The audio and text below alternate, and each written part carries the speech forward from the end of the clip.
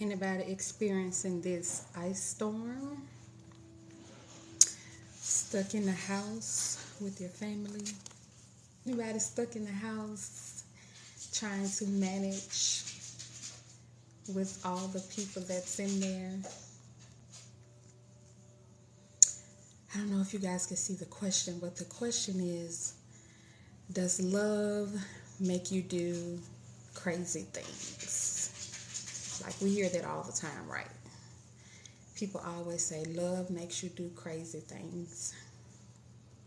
But does it? Is it love that makes you do crazy things? If love is, you know, this feeling and action that's supposed to be great, is it love? So, it is my belief that love does not make you do crazy things. We as human beings have so many emotions, so many feelings that we confuse them, or we rather not take accountability for our actions, and we rather blame something like love or someone else for our actions. So people will destroy you because you cheated on them, or people will try to hurt you. Like, for some reason, when we're hurt emotionally, we want to give that hurt back. Like, oh, you got to feel this, right? You want to, especially when the person is not receptive to your hurt, or they don't seem remorseful, then oftentimes people want revenge, or they feel the rage and want to act on that rage. So you have to ask yourself, when the statement is made, love make you do crazy things. Love don't make you do crazy things. So love is a beautiful thing. Like, you feel love and you want to love and you want to show that action, because remember, love is a verb. So you should be showing healthy love in your relationships, and not just your romantic relationship, but adult children to their parents, siblings, family members, friends. You want to be able to show a healthy love to people. And in, of course, your romantic relationships, your marriages, your significant others, you want to show a healthy love, and you want to make sure that you understand how that person needs to be loved. Not necessarily loving them the way you want to be loved, but loving them how they need to be loved. And that takes communication. So when indifference happen, or situations happen where you feel like they're not paying attention, or something has changed, you can tell. Most of the time, women have intuition, and with things, we understand when something is not the same, or something is happening behind our backs, right? So you want to make sure you're paying attention to how you respond to certain actions in those relationships instead of reacting. So does love make you do crazy things? Absolutely not. You make you do crazy things. You are in control of yourself, right? Nobody or nothing can make you do anything. You are the person that can control everything that you do. So if that man or that woman cheated on you, and you go and bust the windows out their car, don't say love made you do that, because love didn't make you do that. Hate made you do that. The rage you were feeling made you do that.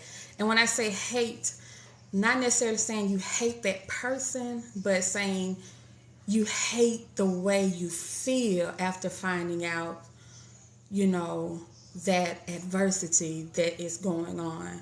Most of the time, we don't want to accept those feelings. That's the hardest part, because you can hear about something bad And it don't affect you like it would when the person that you really love does it to you, right?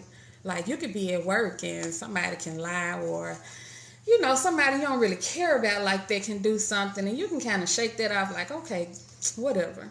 But when somebody you love does something painfully disturbing, that's what you hate. You hate that feeling of that hurt. It becomes overwhelming, it becomes devastating, and the only thing you want to do is kill them. You want to do something about it. You want to, like, no, if I got to feel this pain, they need to feel it too. But that's where self-soothing comes in. How are you, maintaining your mental state during adversity? How are you pulling through when you find out something? And don't go looking for nothing. Shit. Babe. Babe, you seen my phone? Hey, give me my phone, man. Real talk. What are you going through my phone for? Because most of the time, if someone is doing something they're not supposed to be doing, or they're doing something to hurt you, it'll come to the light. What's done in the dark will come to the light. So there's no need to search for anything. No need for it. Whatever is going on, it'll come to you. Why? And two, why look for something that's going to hurt you? Why look for something that will hurt you? Because one, if you're taking care of your mental state, you're taking care of everything that you need that benefits your well-being. And the person that you love supposed to support that. Not to get off subject, but I recently had a video sent to me by someone with what's the girl name? My nerves takes over and I forget my train of thought. But Nipsey Hussle's girlfriend, what's her name, y'all? And I just seen her in the new movie. Can't think of her name. But anyways, she made a video describing how she had to come to the reality of her own flaws when it comes to loving her significant other. And she had to learn that when loving somebody, thank you, Lauren, thank you. When loving someone, you want to not love them in your ego, right? You want to purely love them. Like, you want to love someone in a way that if they walked away, like India Ari said, I'm just glad I knew you, right? You got to be selfless enough to love with a godly love. Even if it doesn't work out, even if it has its trying moments, you got to be able to love each other through those moments. And yes, that does take two. I don't mean to say get beat up or be brutally hurt by someone. No, never that. You got to know when to walk away as well. You got to know what's benefiting you and what is not benefiting you. But love don't make you do crazy things, which is why I have my podcast that called It's Not You, It's Me. Because even if you're in a messed up situation, you have to ask yourself, why am I staying in this? Why am I not recognizing what is good for me and what is not? And even if you walk away, that doesn't mean that's the end all be all, but that means you're taking the time to separate yourself to understand what it is you need and how to get through that process, right? So we can't blame anything or anyone or love on the outrageous things we do or like the mean things we do. That's your own selfishness and ego. Like when you're wanting to hurt people or you get hurt so you want that other person to feel it, is it gonna make you feel better? Maybe for a split second you might find some joy in whatever you did, but right after that, it hurts. It doesn't go away. It hurts. So at that point, you have to understand, I got to take care of my mental health. I have to understand what I need to get through this adversity.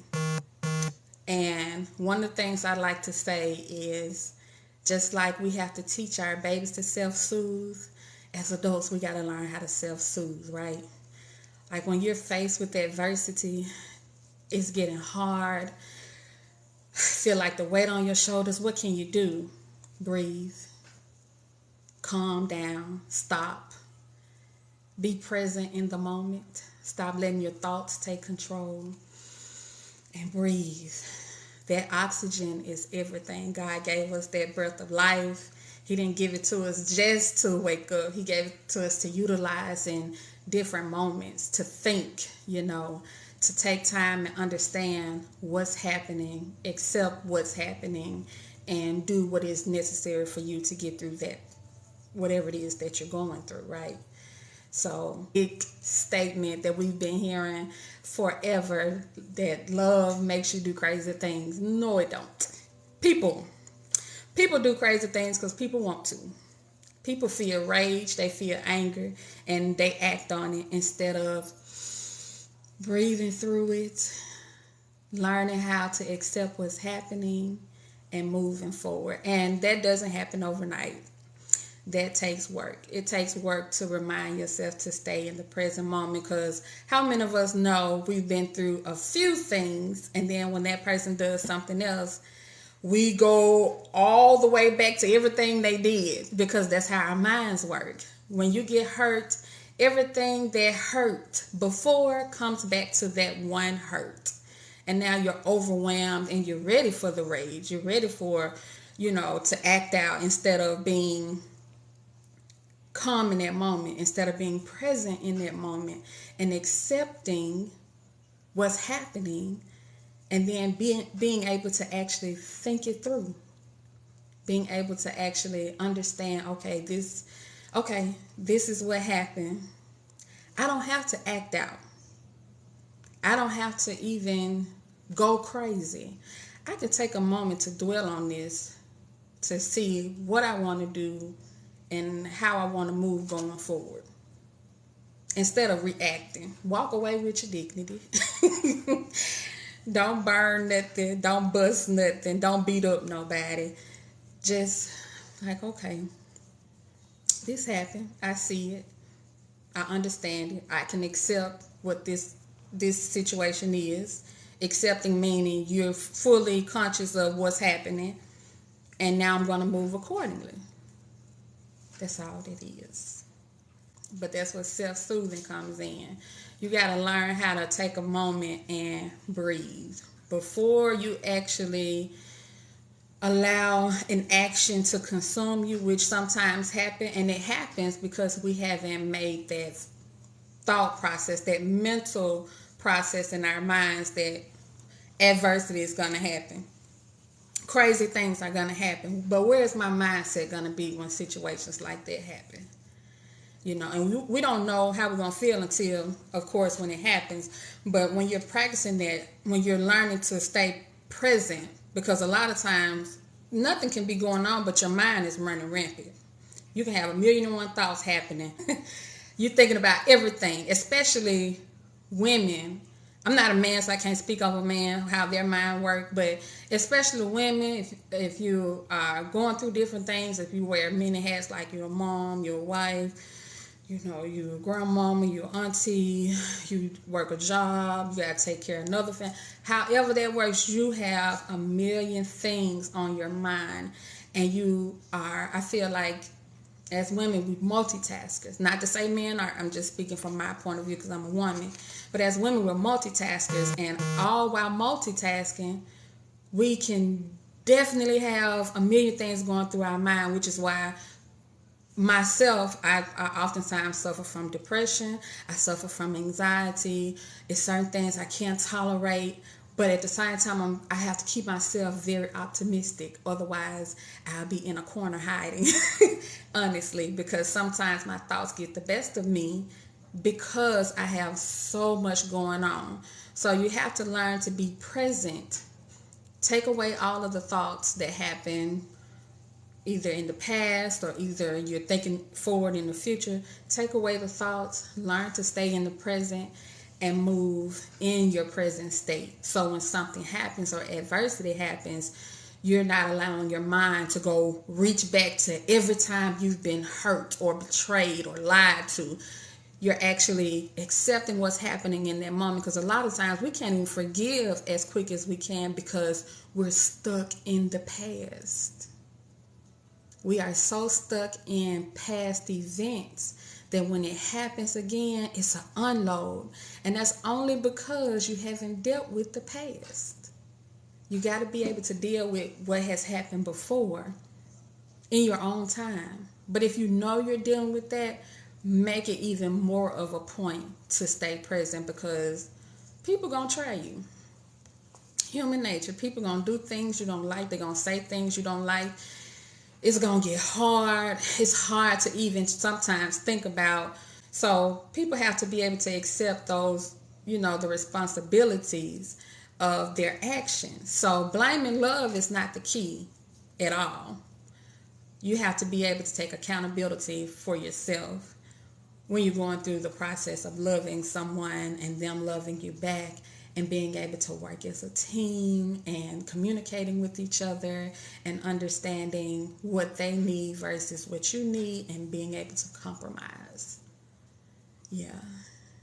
Do love make you do crazy things? Nope.